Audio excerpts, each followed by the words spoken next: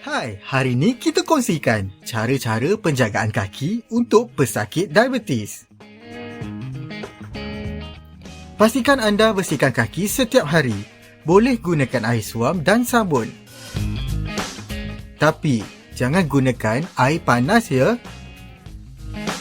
Keringkan kaki terutama di celah-celah jari kaki. Gunakan lotion dan sapu kepada kaki, tapi bukan pada celah-celah jari. Anda kena periksa kaki. Kalau tak sampai, gunakan cermin seperti dalam gambar.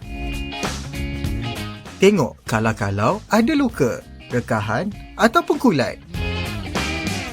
Potong kuku secara lurus dan tidak terlalu pendek untuk elakkan luka. Jangan lupa tukar sarung kaki setiap hari.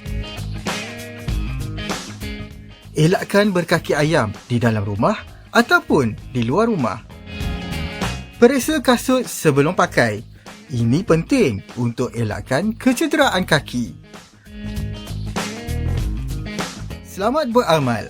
Terima kasih.